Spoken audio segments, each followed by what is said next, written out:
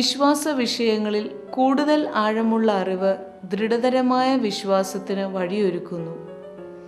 ദൈവാവിഷ്കരണത്തെക്കുറിച്ചുള്ള ജ്ഞാനത്തിൻ്റെ ആഴം വർദ്ധിക്കുന്നതിന് പരിശുദ്ധാത്മാവ് തൻ്റെ ദാനങ്ങൾ വർഷിച്ചുകൊണ്ട് വിശ്വാസത്തെ പൂർണ്ണമാക്കുന്നത് എങ്ങനെയെന്ന് ഗ്രഹിക്കാം.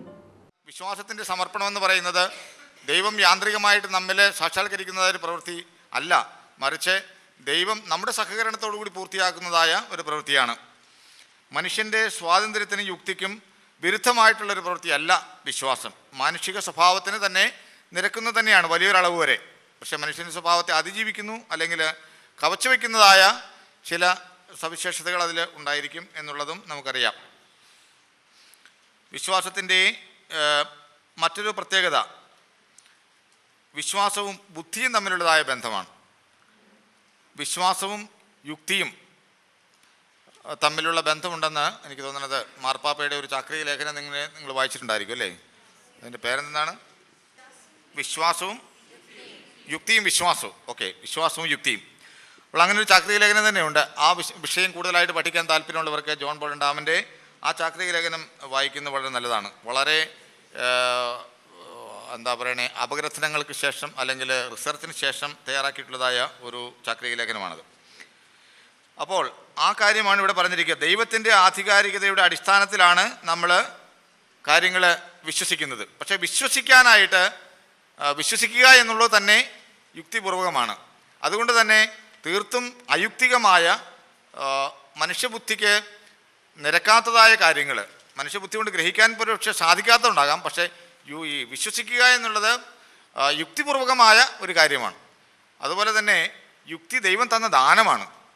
അപ്പം അതുകൊണ്ട് ബുദ്ധി ഉപയോഗിക്കുക എന്നുള്ളത് അതൊക്കെ തെറ്റാണ് എന്നുള്ളൊരു കാഴ്ചപ്പാടുണ്ടെങ്കിൽ അത് മുഴുവൻ ശരിയായിരിക്കില്ല. കാരണം ദൈവം നമുക്ക് തന്നിട്ടുള്ളതായ ദാനമാണ്. ദൈവത്തിൽ വിശ്വസിക്കാനായിട്ട് ആശ്രയിക്കുവാനായിട്ട് നമുക്ക് കഴിയുന്നത് ദൈവത്തിൻ്റെ ദാനമാണ് എന്നതുപോലെ തന്നെ ബുദ്ധി കൊണ്ട് കാര്യങ്ങൾ ഗ്രഹിക്കുവാനായിട്ട് നമുക്ക് കഴിയുന്നതും ദൈവത്തിൻ്റെ ദാനമാണ്. അപ്പോൾ ദൈവത്തിൻ്റെ ദാനത്തെ നമ്മൾ വിലമതിക്കണം. മാത്രമല്ല ആ ദാനം ഉപയോഗിച്ചുകൊണ്ട് നമ്മുടെ ബുദ്ധി കൊണ്ട് നമുക്ക് ഗ്രഹിക്കാൻ സാധിക്കുന്നത്ര വിശ്വാസ സത്യങ്ങൾ ഗ്രഹിക്കുവാനായിട്ട് സാധിക്കുക. അതുപോലെ തന്നെ നമ്മുടെ വിശ്വാസത്തെയും നമ്മുടെ ബുദ്ധിയെയും വിശ്വാസത്തിൻ്റെ സമർപ്പണത്തിന് വിധേയമാക്കുക. പക്ഷേ അഗസ്തീനോസ് പുണ്യവാൻ്റെ കഥയൊക്കെ നിങ്ങളുടെ മനസ്സിൽ പെട്ടെന്ന് ഓടി വരാനായിട്ട് ഇടയുണ്ട് അല്ലേ? കടൽ തീരത്ത് കക്കാവ് കൊണ്ട് വെള്ളം കോരി ഈ കടൽ മുഴുവനും വറ്റിച്ച് കളയാം എന്ന് കരുതുന്ന മൗഢ്യം എന്തൊരു മൗഢ്യമാണെന്നൊരു മാലാഖ അഗസ്തീനോസിനെ ബോധ്യപ്പെടുത്തിയതായിട്ട് ഒരു കഥ നിങ്ങൾ കേട്ടിട്ടുണ്ടായിരിക്കും. അവിടെ ഒരു വസ്തുത മനസ്സിലാക്കാനുള്ള ഇതാണ് നമ്മുടെ ബുദ്ധിയുടെ പരിമിതി. ബുദ്ധി ആവശ്യമാണ്, ബുദ്ധി വളരെ നല്ലതാണ്, പക്ഷെ അതിന് പരിമിതിയുമുണ്ട്. അപ്പോൾ ഇത് ഒരു ബാലൻസ്ഡ് ആയിട്ടുള്ളൊരു കാഴ്ചപ്പാട് നമുക്കിവിടെ ആവശ്യമാണ്. അല്ലാതെ ഏകപക്ഷീയം വേണ്ട എനിക്ക് ബുദ്ധി മാത്രം മതി എന്ന് പറയാം, അല്ലെങ്കിൽ എനിക്ക് ബുദ്ധി വേണ്ട, അതൊക്കെ മനുഷ്യൻ്റെ ബലഹീനതകളാണ്, എനിക്ക് അന്ധമായ വിശ്വാസം മാത്രം മതി, അല്ലെങ്കിൽ എനിക്ക് ബൈബിൾ മാത്രം മതി, എനിക്ക് സഭയുടെ പ്രബോധനമൊന്നും ആവശ്യമില്ല, ഇങ്ങനെയൊക്കെ പറയുന്ന ഒരു ഭാഗികമായ കാഴ്ചപ്പാടിന് പകരമായിട്ട് സമഗ്രമായതും ബാലൻസ്ഡ് ആയിട്ടുള്ളതുമായ ഒരു സമീപനം നമ്മൾ എടുക്കുക. എനിക്ക് തോന്നുന്ന പിതാവ് പറഞ്ഞ കാര്യങ്ങൾ ആ സന്ദേശത്തിൽ അക്കാര്യം വളരെ പ്രധാനപ്പെട്ടതായിട്ട് ചൂണ്ടിക്കാണിക്കുകയുണ്ടായി. വിശ്വാസം 158 ഒന്ന് വായിക്കുന്നതായിരിക്കും. വിശ്വാസം യുക്തി അന്വേഷിക്കുന്നു. ദൈവത്തിൽ വിശ്വസിക്കുന്ന ഒരുവൻ ദൈവത്തെ കൂടുതൽ അറിയുന്നതിനും അവിടുന്ന് വെളിപ്പെടുത്തിയ സത്യങ്ങൾ കൂടുതൽ ആഴത്തിൽ മനസ്സിലാക്കുന്നതിനും ആഗ്രഹിക്കുക സ്വാഭാവികമാണ്. വിശ്വാസ വിഷയങ്ങളിൽ കൂടുതൽ ആഴമുള്ള അറിവ് ദൃഢതരമായ വിശ്വാസത്തിന് വഴിയൊരുക്കുന്നു. സ്നേഹാഗ്നിയിൽ ഉപരി ജ്വലിക്കുന്ന ഒരു വിശ്വാസമായി ഇത് ഭവിക്കുന്നു. വിശ്വാസത്തിൻ്റെ കൃപാവരം ഹൃദയ നേത്രങ്ങളെ വെളിപാടിൻ്റെ ഉള്ളടക്കത്തെക്കുറിച്ചുള്ള സജീവമായ ബോധ്യത്തിലേക്ക് തുറക്കുന്നു. അതായത് മുഴുവൻ ദൈവിക പദ്ധതിയെക്കുറിച്ചും വിശ്വാസ രഹസ്യങ്ങളെക്കുറിച്ചും പ്രസ്തുത രഹസ്യങ്ങൾക്ക് പരസ്പരവും ആവിഷ്കൃത സത്യത്തിൻ്റെ കേന്ദ്രമായ മിശിഹായോടുമുള്ള ബന്ധത്തെക്കുറിച്ചുമുള്ള സജീവ ബോധ്യത്തിലേക്ക് ഹൃദയ നേത്രങ്ങളെ തുറക്കുന്നു. ദൈവ ആവിഷ്കരണത്തെക്കുറിച്ചുള്ള ജ്ഞാനത്തിൻ്റെ ആഴം ഉപരി വർദ്ധിപ്പിക്കുന്നതിന് പരിശുദ്ധാത്മാവ് തൻ്റെ ദാനങ്ങൾ വർഷിച്ചുകൊണ്ട് വിശ്വാസത്തെ നിരന്തരം പൂർണ്ണമാക്കുന്നു. വിശുദ്ധ അഗസ്തീനോസ് പറയുന്നു, വിശ്വസിക്കാൻ വേണ്ടി ഗ്രഹിക്കുക, ഗ്രഹിക്കാൻ വേണ്ടി വിശ്വസിക്കുക. നമ്മൾ യുക്തിയുടെ ആവശ്യകത, യുക്തിയും വിശ്വാസവും തമ്മിലുള്ളതായ ബന്ധമൊക്കെ വളരെ മനോഹരമായിട്ട് ഈ പാരഗ്രാഫിൽ വിശദീകരിച്ചിട്ടുണ്ട്. വിശദീകരണം അതിൽ തന്നെ വ്യക്തമായതുകൊണ്ട് കൂടുതൽ വിശദീകരണം ആവശ്യമില്ല. ഇതേ ലൈനിൽ വരുന്നതാണ് വിശ്വാസവും ശാസ്ത്രവും. ശാസ്ത്രം വിശ്വാസത്തിന് എതിരല്ല. നമ്മൾ ശാസ്ത്രത്തിൻ്റെ ശത്രുക്കളാകേണ്ട കാര്യമില്ല വിശ്വാസികളാകുന്നതിന് വേണ്ടി. നമുക്കറിയാം റോമിലൊക്കെ ഒരു പൊന്റിഫിക്കൽ കമ്മീഷൻ തന്നെ ഈ പറയുന്ന ശാസ്ത്ര ഗവേഷണങ്ങൾക്ക് വേണ്ടിയിട്ട് ഉണ്ട്. ധാരാളം ശാസ്ത്ര ഗവേഷണങ്ങളെ സഭ പ്രോത്സാഹിപ്പിക്കാറുമുണ്ട്. അപ്പോൾ ഇത് തമ്മിലുള്ളതായ ബന്ധം ആണ് ഈ പാരഗ്രാഫിൽ പറഞ്ഞിരിക്കുക. അത് നമുക്കറിയാവുന്ന കാര്യമായതുകൊണ്ട് അവിടെ കൂടുതലായിട്ട് ശ്രദ്ധിക്കാനില്ല, ചുമ്മാ ഒന്ന് വായിച്ചാൽ മതി. വിശ്വാസത്തിൻ്റെ സ്വാതന്ത്ര്യം 160 നമുക്ക് വായിക്കാം. വിശ്വാസം മാനുഷികമാകുന്നതിന് മനുഷ്യൻ നൽകുന്ന വിശ്വാസത്തിൻ്റെ പ്രത്യുത്തരം സ്വതന്ത്രമായിരിക്കണം. ഇക്കാരണത്താൽ സ്വന്തം ഇഷ്ടത്തിന് വിരുദ്ധമായി വിശ്വാസം സ്വീകരിക്കാൻ ആരിലും സമ്മർദ്ദം ചെലുത്താൻ പാടില്ല.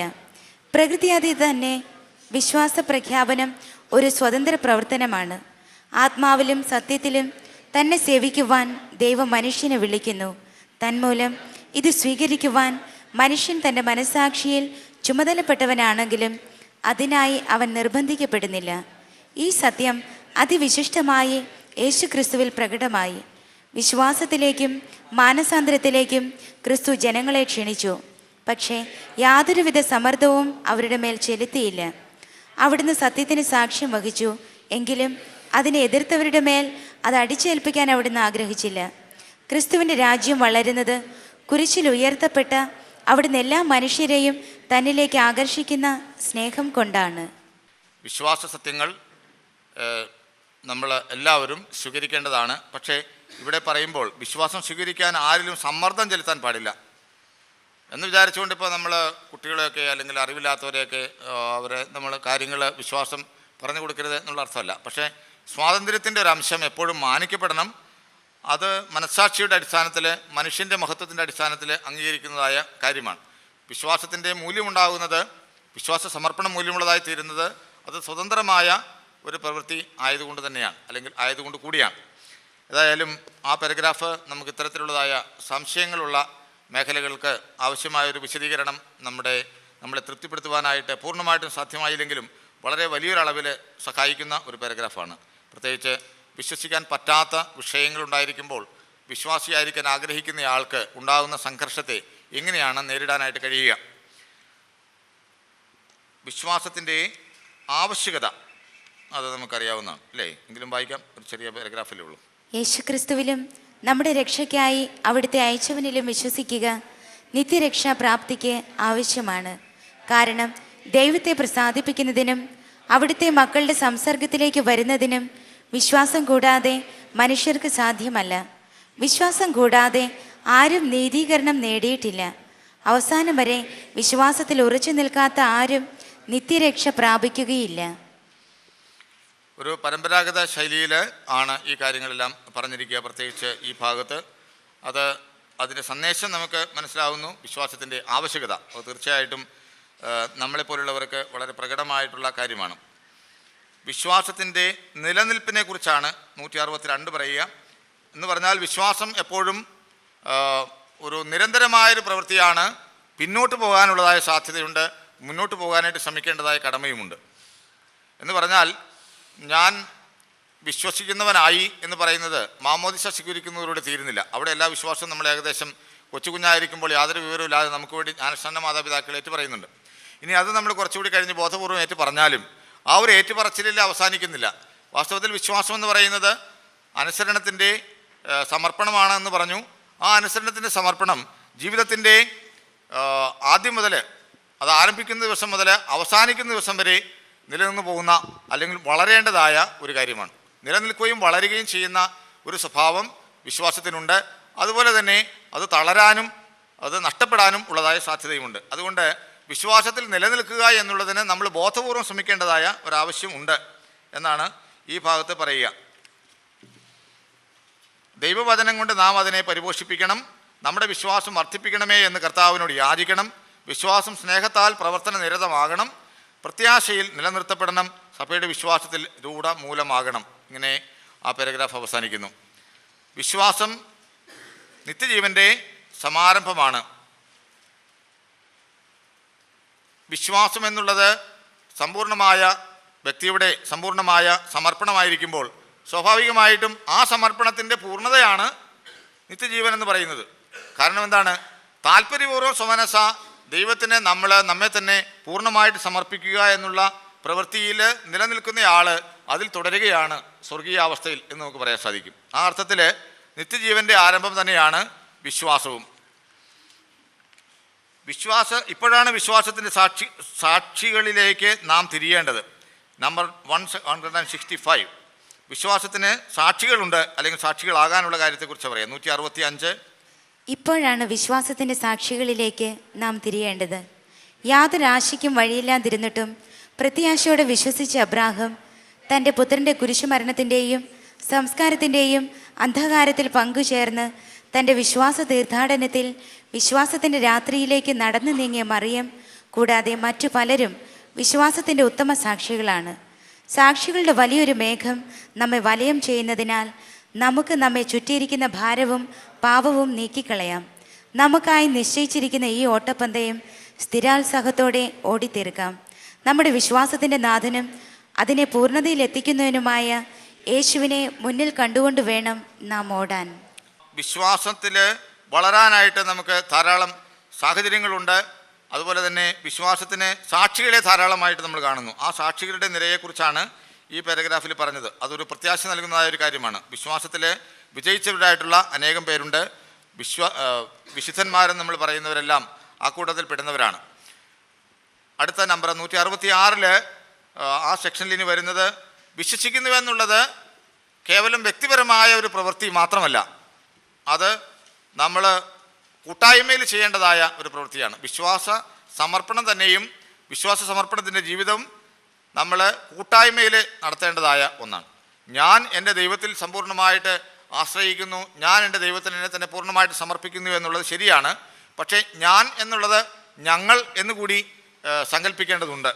നമുക്ക് കൂട്ടായ്മയിൽ വിശ്വാസത്തിനും ഒരു കൂട്ടായ്മയുടെ മാനമുണ്ട്, സാമൂഹിക മാനമുണ്ട് എന്നുള്ളതാണ് ഈ നമ്പർ 166 പറയുക. എന്നാൽ ആ സ്റ്റൈലിന് അങ്ങോട്ട് വരുന്നത് അങ്ങനെയാണ്. നമുക്ക് ആ നമ്പർ 166 വായിക്കാം. വിശ്വാസം വ്യക്തിപരമായ ഒരു പ്രവൃത്തിയാണ്. സ്വയം വെളിപ്പെടുത്തുന്ന ദൈവത്തിൻ്റെ മുൻകൈയെടുക്കലിന് മനുഷ്യൻ നൽകുന്ന സ്വതന്ത്ര പ്രത്യുത്തരമാണ് വിശ്വാസം. എന്നിരുന്നാലും ഒറ്റപ്പെട്ട ഒരു പ്രവൃത്തിയല്ല വിശ്വാസം. ആർക്കും തനിയെ ജീവിക്കുവാൻ കഴിയാത്തതുപോലെ ആർക്കും തനിയെ വിശ്വസിക്കാനും കഴിയുകയില്ല. ആരും തനിക്ക് തന്നെ ജീവൻ നൽകുന്നില്ല, അതുപോലെ തനിക്ക് തന്നെ വിശ്വാസവും നൽകുന്നില്ല.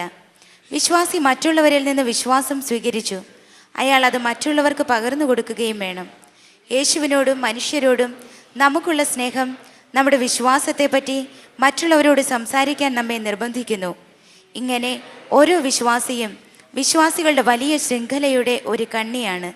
മറ്റുള്ളവരുടെ വിശ്വാസത്താൽ ഉത്തേജിതനാകാതെ വിശ്വസിക്കുവാൻ എനിക്ക് കഴിയുകയില്ല. എൻ്റെ വിശ്വാസം കൊണ്ട് മറ്റുള്ളവരുടെ വിശ്വാസ ജീവിതം ഞാൻ പരിപോഷിപ്പിക്കുന്നു. ഇത് മനോഹരമായ ഒരു കാഴ്ചപ്പാടാണ് ഇതല്ലേ. മറ്റുള്ളവരുടെ വിശ്വാസത്താൽ ഉത്തേജിതനാകാതെ വിശ്വസിക്കാൻ എനിക്ക് കഴിയില്ല. അപ്പോൾ എൻ്റെ വിശ്വാസം നിങ്ങളുടെ വിശ്വാസത്തെ കൂടി ആശ്രയിച്ചാണ് നിൽക്കുന്നത്.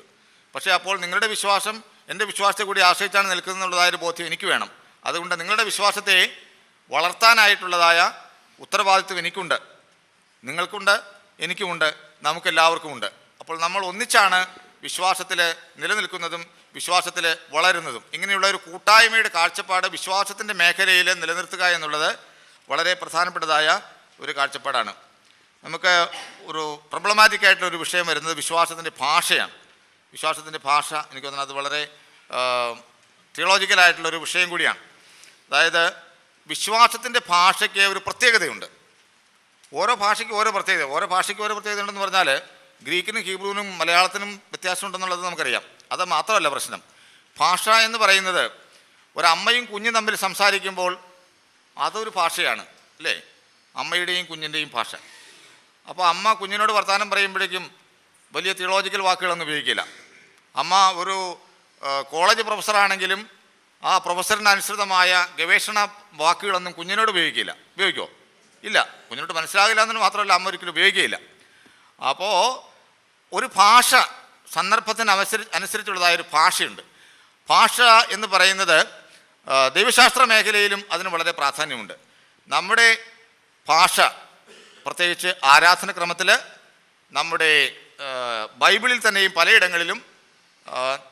ദൈവശാസ്ത്രത്തിൽ രണ്ടും വരും.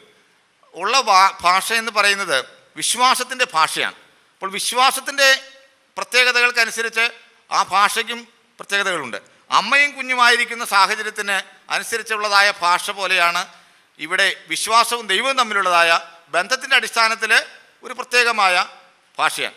എനിക്ക് എൻ്റെ ദൈവത്തെക്കുറിച്ച് ഉള്ളതായ ബോധ്യങ്ങൾ, കാഴ്ചപ്പാടുകൾ, എനിക്ക് എൻ്റെ മതത്തിൽ നിന്ന് കിട്ടിയിട്ടുള്ളതായ ബോധ്യങ്ങൾ, കാഴ്ചപ്പാടുകൾ, ഇതൊക്കെ ഉപയോഗിച്ചുകൊണ്ടാണ് ഞാൻ പ്രാർത്ഥിക്കുന്നതും എൻ്റെ വിശ്വാസം മറ്റുള്ളവരുടെ മുൻപിൽ അവതരിപ്പിക്കുന്നതുമൊക്കെ.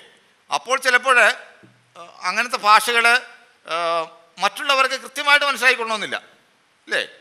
ഇപ്പോൾ അമ്മ കുഞ്ഞിനോട് സംസാരിക്കുമ്പോൾ ആ കുഞ്ഞിന് മനസ്സിലാവും എന്ന് വിചാരിച്ചുകൊണ്ട് അമ്മ ആ കുഞ്ഞിനോട് ഉപയോഗിക്കുന്ന ഭാഷ ഉപയോഗിച്ചുകൊണ്ട് കോളേജിൽ വന്ന് കുട്ടികളോട് സംസാരിച്ചാൽ കുട്ടികൾക്ക് കാര്യം മനസ്സിലായെന്ന് വരില്ല. മനസ്സിലാകുന്ന പ്രശ്നം മാത്രമല്ല, അതല്ല പ്രയോഗിക്കേണ്ടത്, അല്ലേ? അപ്പോൾ അവിടെ അതുപോലെ തന്നെ മേഖലകളുടെ മറ്റൊരു പ്രത്യേകത, ഒരു കവിത എഴുതുന്നയാൾ ഒരു ഭാഷ ഉപയോഗിക്കുന്നു, ഒരു ശാസ്ത്രജ്ഞൻ മറ്റൊരു ഭാഷ ഉപയോഗിക്കുന്നു. രണ്ടും ഭാഷയാണ്, മലയാളമാകാം ഇംഗ്ലീഷാകാം, പക്ഷേ രണ്ടും ഒരേ ഭാഷയാണെങ്കിലും അത് വ്യത്യസ്തമായ രീതിയിലാണ് ഉപയോഗിക്കുക. അപ്പോൾ വിശ്വാസത്തിൻ്റെ ഭാഷയ്ക്കുള്ളതായ ചില പ്രത്യേകതകളുണ്ട്. ആ പ്രത്യേകതകൾ നമ്മൾ മനസ്സിലാക്കിയിട്ട് വേണം വിശ്വാസത്തിൻ്റെ അടിസ്ഥാനത്തിലുള്ളതായ പ്രസ്താവനകൾ മനസ്സിലാക്കാനായിട്ട്. നമുക്കിതൊന്ന് വായിച്ചു നോക്കാം. നമ്പർ 170. നമ്മൾ വിശ്വസിക്കുന്നത് വെറും തത്വപ്രസ്താവങ്ങളിലല്ല, പ്രത്യേക അവ ദ്യോതിപ്പിക്കുന്ന യാഥാർത്ഥ്യങ്ങളിലാണ്. ഈ യാഥാർത്ഥ്യങ്ങളെ സ്പർശിച്ചറിയുവാൻ വിശ്വാസം നമ്മെ അനുവദിക്കുന്നു. വിശ്വാസിയുടെ പ്രഖ്യാപനം എത്തി നിൽക്കുന്നത് പ്രസ്താവങ്ങളിലല്ല, പ്രത്യുത യാഥാർത്ഥ്യങ്ങളിലാണ്. എന്നിരുന്നാലും പ്രസ്തുത യാഥാർത്ഥ്യങ്ങളെ നമ്മൾ സമീപിക്കുന്നത് വിശ്വാസ സംബന്ധമായ തത്വപ്രസ്താവങ്ങളുടെ സഹായത്തോടെയാണ്. നമ്മുടെ വിശ്വാസം പ്രകടമാക്കുന്നതിനും പകർന്നു കൊടുക്കുന്നതിനും സമൂഹത്തിൽ ആഘോഷിക്കുന്നതിനും അതിനെ സ്വാംശീകരിച്ച് ജീവിതത്തിൽ അത് ഉപരിയുപരി പ്രാവർത്തികമാക്കുന്നതിനും ഇവ നമ്മെ സഹായിക്കുന്നു. നമ്മുടെ വിശ്വാസം പകർന്നു കൊടുക്കുന്നതിന്, അതും നമുക്കൊക്കെ മനസ്സിലാവുന്ന ഭാഷ തന്നെ ഉപയോഗിച്ചാലാണ് അത് സാധിക്കുക. സമൂഹത്തിൽ ആഘോഷിക്കുന്നതിന്, അതാണ് വാസ്തവത്തിൽ ആരാധനക്രമത്തിൽ ഉപയോഗിക്കുന്ന ഭാഷ, അല്ലേ? അതും അതിനെ സ്വാംശീകരിച്ച് ജീവിതത്തിൽ അത് ഉപരി പ്രാവർത്തികമാക്കുന്നതിനും ഈ ഭാഷകൾ സഹായിക്കും. അപ്പോൾ നമ്മുടെ ഭാഷ ശരിക്കും പറഞ്ഞു കഴിഞ്ഞാൽ നമ്മുടെ ആവശ്യത്തിന് വേണ്ടിയുള്ളതാണ് പ്രധാനമായിട്ടും. അത് പുറത്തേക്കെടുത്താൽ ആ ഭാഷ ചിലപ്പോൾ ഫിറ്റ് ചെയ്തില്ല എന്ന് വരാം. പുറത്തേക്ക് എടുക്കാൻ വേണ്ടിയുള്ളതല്ല നമ്മുടെ ഭാഷ. വിശ്വാസത്തിൻ്റെ ഭാഷ, ഓരോ മതത്തിൻ്റെയും വിശ്വാസത്തിൻ്റെ ഭാഷ അതേ മതത്തിലുള്ള ആളുകളെ വിശ്വാസത്തിൽ ഉറപ്പിക്കാൻ വേണ്ടിയുള്ളതാണ്. അത് വളരെ നല്ലതാണ്. അവർക്ക് മറ്റുള്ളവരുമായിട്ട് കമ്പയർ ചെയ്ത് സംസാരിക്കാൻ ഒരുപക്ഷെ വേറെ ഭാഷ വേണ്ടി വരും. അപ്പോൾ ഈ ഭാഷ അവിടെ കൊണ്ട് ഉപയോഗിച്ചാൽ ചിലപ്പോൾ അപകടം ഉണ്ടാവും. ഈ ഭാഷ അത്തരം മേഖലകളോട് ബന്ധപ്പെടുത്തി ചിന്തിക്കുമ്പോഴും നമ്മൾ സത്യത്തിൽ അല്ലായിരിക്കും ചിലപ്പോൾ എത്തി നിൽക്കുക. ചിലപ്പോൾ ശരിയായിരിക്കും, കുഴപ്പമില്ല, പക്ഷേ ചിലപ്പോഴെങ്കിലും അപകടം ഉണ്ടാവും. അപ്പോൾ ഈ ഭാഷ, വിശ്വാസത്തിൻ്റെ ഭാഷ, ലാംഗ്വേജ് ഓഫ് ഫെയ്ത്ത് എന്നുള്ളത് വളരെ പ്രധാനപ്പെട്ടതായ ഒരു കാര്യമാണ്. അതിൻ്റെ വിശദാംശങ്ങൾ നമുക്ക് മറ്റൊരു തിയോളജിക്കൽ ഡിസ്കഷനിൽ വേണമെങ്കിൽ മനസ്സിലാക്കാൻ സാധിക്കും. ഒരമ്മ തൻ്റെ മക്കളെ സംസാരിക്കാനും ഗ്രഹിക്കാനും ആശയവിനിമയം ചെയ്യാനും പഠിപ്പിക്കുന്നത് പോലെ വിശ്വാസത്തിൻ്റെ ബോധ്യത്തിലേക്കും വിശ്വാസ ജീവിതത്തിലേക്കും നമ്മെ കൈപിടിച്ച് നടത്തുന്നതിന് വേണ്ടി നമ്മുടെ അമ്മയായ സഭ വിശ്വാസത്തിൻ്റെ ഭാഷ നമ്മെ പഠിപ്പിക്കുന്നു. അപ്പോൾ നമ്മുടെ ഭാഷ നമ്മളെ നമ്മുടെ വിശ്വാസത്തിൽ ഉറപ്പിക്കുന്നതിന് സഹായകരമായിട്ടുള്ളതാണ്. അത് വളരെ ആവശ്യമാണ്, അത് വളരെ നല്ലതാണ്. പക്ഷേ മറ്റുള്ളവരുടെ കാര്യത്തിലേക്ക് എങ്ങനെയെന്നുള്ള കാര്യം അതിവിടെ പറയുന്നില്ല കേട്ടോ. എങ്ങനെയെന്നുള്ള കാര്യം, മറ്റുള്ളവരുമായിട്ട് ഡയലോഗ് നടത്തുമ്പോൾ എങ്ങനെയെന്നുള്ള കാര്യം നമ്മൾ ശ്രദ്ധിക്കണം. അതിനാവശ്യമായ പരിശീലനം കിട്ടിയതിന് ശേഷമേ ഈ ഭാഷ നമ്മൾ നമ്മുടെ വിശ്വാസ കൂട്ടായ്മയുടെ പുറത്തേക്ക് പ്രയോഗിക്കാവൂ. അത് പ്രയോഗിക്കാവുന്നതാണോ അല്ലയോ എന്നുള്ളത് നമ്മൾ പരിശോധിക്കേണ്ടി വരും എന്നുള്ളത് ഇവിടെ തന്നെ സൂചനയുണ്ട് എന്ന് മാത്രം. ഒരു വിശ്വാസം മാത്രം, ഏക കർത്താവിൽ നിന്ന് സ്വീകരിച്ചതും ഏക മാമോദീസ വഴി പകർന്നു കൊടുക്കുന്നതുമായ ഏക വിശ്വാസം നൂറ്റാണ്ടുകളിലൂടെ സഭ അനവധി ഭാഷകളിലും സംസ്കാരങ്ങളിലും ജനപദങ്ങളിലും രാഷ്ട്രങ്ങളിലും അവിരാമം പ്രഖ്യാപിച്ചു പോരുന്നു. എല്ലാ മനുഷ്യരുടെയും ദൈവവും പിതാവും ഏകനാണെന്ന ബോധ്യത്തിൽ അധിഷ്ഠിതമാണ് ഈ വിശ്വാസം. ലിയോൺസിലെ വിശുദ്ധ ഇരണേവൂസ് ഈ വിശ്വാസത്തിന് സാക്ഷ്യം നൽകുന്നത് ഇങ്ങനെയാണ്. സഭ യഥാർത്ഥത്തിൽ ലോകമെമ്പാടും ഭൂമിയുടെ അതിർത്തികൾ വരെ വ്യാപിച്ചു കിടക്കുകയാണെങ്കിലും അപ്പസ്തോലന്മാരിൽ നിന്നും അവരുടെ ശിഷ്യന്മാരിൽ നിന്നും വിശ്വാസം സ്വീകരിച്ച അവൾ ഒരേയൊരു ഭവനത്തിൽ വസിക്കുന്നവരെ പോലെ ജാഗ്രതാപൂർവം ഈ വിശ്വാസത്തെയും പ്രഘോഷണത്തെയും പരിരക്ഷിക്കുന്നു. അതുപോലെ തന്നെ ഒരാത്മാവും ഒരു ഹൃദയവും ഉണ്ടായിരുന്നാൽ എന്ന പോലെ വിശ്വസിക്കുന്നു. ഒരു വചനം മാത്രമുണ്ടായിരുന്നാൽ എന്ന പോലെ സഭ ഈ വിശ്വാസം പ്രഘോഷിക്കുകയും പ്രബോധിപ്പിക്കുകയും പകർന്നു കൊടുക്കുകയും ചെയ്യുന്നു. ഇവിടെ വന്നിരിക്കുന്ന ആളുകൾ പല രൂപതകളിൽപ്പെട്ട ആളുകളുണ്ടാവും, പല വ്യത്യസ്ത റീത്തുകളിൽപ്പെട്ടവരായ ആളുകളുണ്ടാവും. പക്ഷേ അവരുടെ വൈവിധ്യം അംഗീകരിക്കുന്നതോടൊപ്പം തന്നെ അവരെല്ലാവരും ഒരേ വിശ്വാസമുള്ള ആളുകളാണ്. അതാണല്ലോ നമ്മളിവിടെ ഒന്നിച്ചിരിക്കുന്നത്. നമുക്ക് ആർക്കും ഇവിടെ ഇരിക്കുന്നതിൽ എന്തെങ്കിലും അസ്വസ്ഥത തോന്നുകയില്ല. ഞാൻ ലത്തീൻകാരനാണ്, ഞാൻ സുറിയാനിക്കാരനാണ്, ഞാൻ മലങ്കരക്കാരനാണ് എന്നുള്ളതായ അസ്വസ്ഥത തോന്നുകയില്ല. കാരണം എന്താണ്? നമുക്ക് ഒരേ വിശ്വാസമാണുള്ളത്. ആ വിശ്വാസം ഒന്നാണ് എന്നുള്ളത് മുറുകെ പിടിക്കേണ്ടതായ ആവശ്യമുണ്ട്. നമ്മുടെ വൈവിധ്യം അംഗീകരിക്കുന്നതോടൊപ്പം തന്നെ ഐക്യം, വിശ്വാസം ഒന്നാണ്, കൂദാശകൾ ഒന്നാണ്, ഒരേ ഹൈറാർക്കി അല്ലെങ്കിൽ യേശു സ്ഥാപിച്ചിട്ടുള്ളതായ അധികാരികളുടെ സംവിധാനം അതൊന്നു തന്നെയാണ്. ഇങ്ങനെയുള്ളതായ ഒന്നിപ്പിക്കുന്ന കാര്യങ്ങളിൽ വളരെ പ്രധാനപ്പെട്ടതാണ് നമ്മുടെ വിശ്വാസം ഒന്നാണ് എന്നുള്ളത്. അപ്പോൾ ഒന്നായ വിശ്വാസത്തെ ഒന്നായി തന്നെ നിലനിർത്തുവാൻ നമ്മുടെ വൈവിധ്യത്തിനിടയിലും ശ്രമിക്കുവാനായിട്ട് നമുക്ക് കടമയുണ്ട്. 175 സഭയിൽ നിന്ന് സ്വീകരിച്ച ഈ വിശ്വാസം നാം സംരക്ഷിക്കുന്നു. വിശിഷ്ടമായൊരു പാത്രത്തിൽ എന്ന പോലെ സൂക്ഷിച്ചിരിക്കുന്ന ഈ അമൂല്യ നിക്ഷേപം പരിശുദ്ധാത്മാവിൻ്റെ പ്രവർത്തനത്താൽ നിരന്തരം നവീകരിക്കപ്പെടുകയും അതിരിക്കുന്ന പാത്രത്തെ തന്നെ നവീകരിക്കുകയും ചെയ്യുന്നു.